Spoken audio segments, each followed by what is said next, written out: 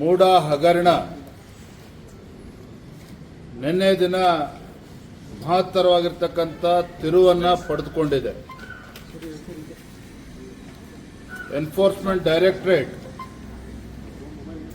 300 ಕೋಟಿಗೂ ಹೆಚ್ಚು ಬೆಲೆ ಬಾಳ್ತಕ್ಕಂಥ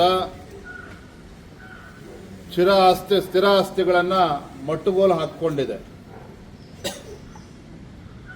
ಇದರ ಅರ್ಥ ಮೇಲ್ನೋಟಕ್ಕೆ ಮತ್ತೊಮ್ಮೆ ಸ್ಪಷ್ಟವಾಗಿದೆ. ಮೂಡ ಹಗರಣದಲ್ಲಿ ಮುಖ್ಯಮಂತ್ರಿಗಳು ತಮ್ಮ ಕುಟುಂಬಕ್ಕೆ ಅಕ್ರಮವಾಗಿ 14 ನಿವೇಶನಗಳನ್ನು ಪಡೆದುಕೊಂಡಿದ್ದಾರೆ.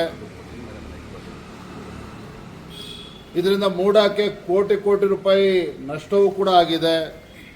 ಜೊತೆಗೆ ಸಾವಿರಾರು ನಿವೇಶನಗಳು, ಬಡವರಿಗೆ ಪಾಲಾಗಬೇಕಾಗಿರ್ತಕ್ಕಂಥ ನಿವೇಶನಗಳು ರಿಯಲ್ ಎಸ್ಟೇಟ್ ಉದ್ಯಮಿಗಳಿಗೆ, ದಲ್ಲಾಳಿಗಳಿಗೆ ಸಿದ್ದರಾಮಯ್ಯ ನೇತೃತ್ವದ ಕಾಂಗ್ರೆಸ್ ಸರ್ಕಾರ ನೀಡಿರ್ತಕ್ಕಂಥದ್ದು ಸ್ಪಷ್ಟವಾಗಿದೆ. ಇದರಿಂದ ಸಾವಿರಾರು ಕೋಟಿ ಸರ್ಕಾರಕ್ಕೆ, ಮೂಡಕ್ಕೆ ಇವತ್ತು ನಷ್ಟ ಆಗಿರ್ತಕ್ಕಂಥದ್ದು ಮತ್ತೊಮ್ಮೆ ರುಜುವಾತಾಗಿದೆ. ನಾನು ಈ ಸಂದರ್ಭದಲ್ಲಿ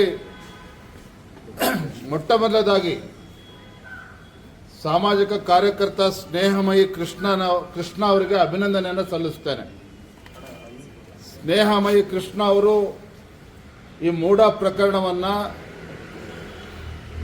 ಪ್ರಪ್ರಥಮವಾಗಿ ಬಯಲಿಗೆ ಎಳೆದಿರ್ತಕ್ಕಂಥವ್ರು. ಸ್ನೇಹಮಯಿ ಕೃಷ್ಣ ಮೇಲೂ ಕೂಡ ಅವರ ಧ್ವನಿಯನ್ನು ಹತ್ತಿಕ್ಕತಕ್ಕಂಥ ಕೆಲಸ ರಾಜ್ಯ ಸರ್ಕಾರ ಮಾಡಿತು. ಕಾಂಗ್ರೆಸ್ ಮುಖಂಡರುಗಳು ಅವನ ಮೇಲೆ, ಸ್ನೇಹಮಯಿ ಕೃಷ್ಣ ಅವ್ರ ಮೇಲೆ ಆರೋಪನ ಹೊರಿಸಿ ಅವ್ರನ್ನ ಅರೆಸ್ಟ್ ಮಾಡ್ತಕ್ಕಂಥ ಹಂತಕ್ಕೂ ಕೂಡ ರಾಜ್ಯ ಸರ್ಕಾರ ಹೋಗಿತ್ತು. ಇದರ ನಡುವೆ ಇವತ್ತು ಎನ್ಫೋರ್ಸ್ಮೆಂಟ್ ಡೈರೆಕ್ಟರೇಟ್ ನಿನ್ನೆ ಈ ಬೆಳವಣಿಗೆ ಏನಿದೆ, ಇದು ಮತ್ತೊಮ್ಮೆ ಸಿದ್ದರಾಮಯ್ಯನವರು ಅಪರಾಧಿ ಸ್ಥಾನದಲ್ಲಿ ನಿಲ್ಲಿಸ್ತಕ್ಕಂಥ ಕೆಲಸ ಆಗಿದೆ. ಇದರ ನಡುವೆ ಏನು ಹಿಂದೆ ರಾಜ್ಯಪಾಲರು ಪ್ರಾಸಿಕ್ಯೂಷನ್ಗೆ ಅನುಮತಿಯನ್ನು ಕೊಟ್ಟರು ಸಿದ್ದರಾಮಯ್ಯನವರ ವಿರುದ್ಧ ಮೂಡ ವಿಚಾರದಲ್ಲಿ, ರಾಜ್ಯಪಾಲರ ಮೇಲೂ ಕೂಡ ಅಪವಾದನ ಹೊರಿಸ್ತಕ್ಕಂಥ ಕೆಲಸ ಸಿದ್ದರಾಮಯ್ಯ ನೇತೃತ್ವದ ಕಾಂಗ್ರೆಸ್ ಸರ್ಕಾರ, ಸಚಿವರುಗಳು ಕೂಡ ಮಾಡಿದ್ರು.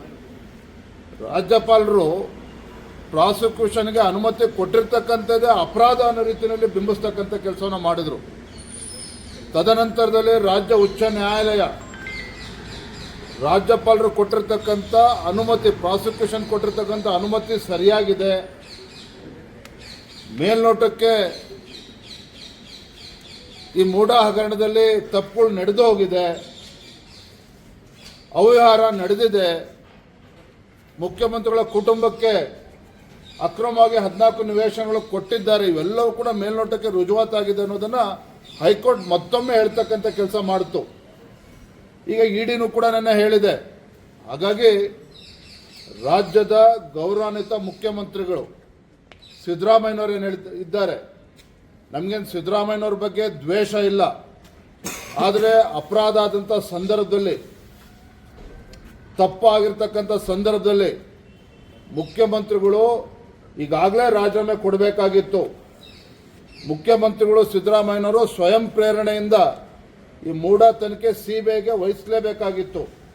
ಇಷ್ಟು ದಿನಗಳ ಕಾಲ ಇದನ್ನು ಎಳ್ಕೊಂಡು ಬಂದಿದ್ದಾರೆ ಪ್ರಕರಣವನ್ನು. ಈಗಲೂ ಕೂಡ ಕಾಲ ಮಿಂಚಿಲ್ಲ.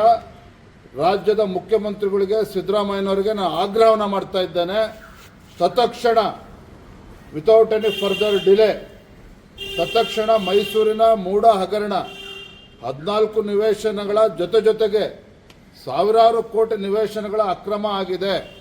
ಹಾಗಾಗಿನೇ ಭಾರತೀಯ ಜನತಾ ಪಾರ್ಟಿ, JDS ಪಕ್ಷ ಜಂಟಿಯಾಗಿ ನಾವು ಬೆಂಗಳೂರಿನಿಂದ ಮೈಸೂರಿಗೆ ಪಾದಯಾತ್ರೆನೂ ಕೂಡ ಮಾಡಿದ್ವಿ, ತಮಗೆ ನೆನಪಿರ್ಬೋದು. ಹಾಗಾಗಿ ಇದು ಈಗಲಾದರೂ ಕೂಡ ಅರ್ಥ ಮಾಡಿಕೊಂಡು ಬಂಡತನವನ್ನು ಬಿಟ್ಟು ಸಿದ್ದರಾಮಯ್ಯನವರು ಮುಖ್ಯಮಂತ್ರಿಗಳು ತತ್ಕ್ಷಣ ಈ ಮೂಡ ಹಗರಣವನ್ನು ಸಿಬಿಐ ತನಿಖೆಗೆ ವಹಿಸಬೇಕಾಗ್ತದೆ. ಮತ್ತೆ ಮುಖ್ಯಮಂತ್ರಿ ಸ್ಥಾನಕ್ಕೆ ರಾಜೀನಾಮೆ ಕೊಡಬೇಕು ಅಂತೇಳಿ ನಾನು ಇವತ್ತು ಆಗ್ರಹವನ್ನು ಮಾಡ್ತಾ ಇದ್ದೇನೆ. ಸರ್, ಈಗ ಪ್ರಿಯಾಂಕ ಖರ್ಗೆ ಅವರು ಈಗಷ್ಟೊಂದು ಮಾತಾಡ್ತಾರೆ. ನಿನ್ನೆ ಎಲ್ಲ 10 ಕೋಟಿಯ 189 ಕ್ಷೇತ್ರಕ್ಕೆ ರಿಲೀಸ್ ಆಗಿದೆ ನೋಡಿ. ಬಿಜೆಪಿ ಅವರು ಇದರಲ್ಲೂ ರಾಜಕೀಯ ಮಾಡ್ತಾರೆ. ಅವರಿಗೆ ಅನುದಾನ ಬೇಡ ಆದರೆ ವಾಪಸ್ ಕೊಡಲಿ ಅಂತ 10 ಕೋಟಿ ವಾಪಸ್ ಕೊಡಿ ಎಲ್ಲ. ಪ್ರಿಯಾಂಕ ಖರ್ಗೆ ಅವ್ರ ಬಗ್ಗೆ ಆಮೇಲೆ ಮಾತನಾಡೋಣ. ಇವತ್ತು ಪ್ರಮುಖವಾಗಿರ್ತಕ್ಕಂಥ ವಿಚಾರ, ಇವತ್ತು ಮೈಸೂರಿನ ಮೂಡ ಹಗರಣ, ಇಂಥ ಬ್ರಹ್ಮಾಂಡ ಭ್ರಷ್ಟಾಚಾರ ಇವತ್ತು ಬಯಲ್ಗೆಳೆದಿದ್ದಾರೆ ಸ್ನೇಹಮಯಿ ಕೃಷ್ಣ ಅವರು. ಭಾರತೀಯ ಜನತಾ ಪಾರ್ಟಿ ಹಾಗೂ JDS ಪಕ್ಷ ಇದ್ರ ವಿರುದ್ಧ ಸದನದ ಒಳಗಡೆ ಹಾಗೂ ಸದನದ ಹೊರಗಡೆ ನಾವು ಹೋರಾಟವನ್ನು ಕೂಡ ಮಾಡ್ಕೊಂಡು ಬಂದಿದ್ದೇವೆ. ಈ ಕಾಂಗ್ರೆಸ್ ಸರ್ಕಾರನ, ಮುಖ್ಯಮಂತ್ರಿಗಳನ್ನ ಒಂಟಿಗಾಲಲ್ಲಿ ನಿಲ್ಲಿಸ್ತಕ್ಕಂಥ ಕೆಲಸ ಮಾಡಿದ್ದೇವೆ. ಬಂಡತನ ಬಿಟ್ಟು ಮುಖ್ಯಮಂತ್ರಿ ತಮ್ಮ ಸ್ಥಾನಕ್ಕೆ ರಾಜೀನಾಮೆ ಕೊಡಬೇಕು. ರಾಜೀನಾಮೆ ಕೊಡುವ ಮುಂಚಿತವಾಗಿ CBI ತನಿಖೆಗೆ ಅದನ್ನು